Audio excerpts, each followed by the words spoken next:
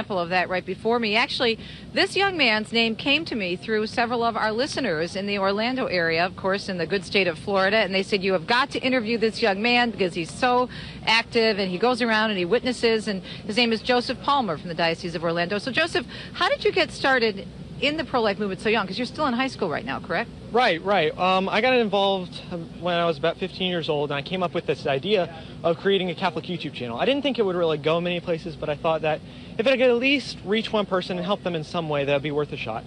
But actually, one of the very first videos I posted was on abortion and some of the reasons why it's wrong.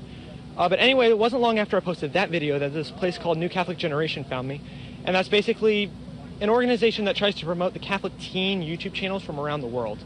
And becoming a part of this really gave my channel that little bit of a boost I needed moving forward, which I really ended up needing because a few months later I started getting involved with the pro-life movement in one of my local parishes.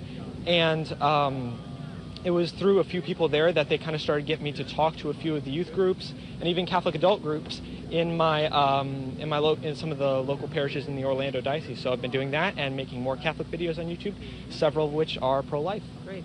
So where do you think this is going for you in terms of your involvement in the pro-life movement? Are you going to continue? Do you hope to maybe run for Congress someday? Which would be a very good idea, by the way. I plan to probably go to college and just see where God wants me, possibly discerning a vocation to the priesthood. Great. Just see where God wants me and go from there. But really, evangelizing, that's really what I think what I'm called to do right now. This is your second march that you've Yes. been to, and so when you saw all of the young people, I mean, last year, even with the horrible weather, we had between 300,000 and 400,000 people. It was estimated. What was your reaction when you saw the majority of them were your age?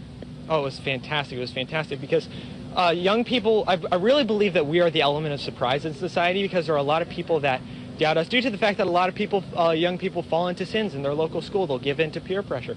But to see so many young people here that are saying, no, we're going to stand up, we're going to fight, we are going to defend the unborn, we're going to defend the defenseless who have nobody to stand up for them, that's very encouraging. To know there are others that have the same mindset as myself. And you're very encouraging. Keep up the great work. Thanks for coming over and talking to us. Doug, I guess just another great example of young people and what they're doing, and they really motivate us, those of us who are middle-aged and older, and we come and we see these young up-and-coming kids, and they're doing such great work in the pro-life movement, and so many of them are a big part of this march, like Joseph, each year. Back to you in the studio. Thank you so much, Teresa, and I'm really struck, Father, by the idea. See, it says young Catholic apologist, and I'm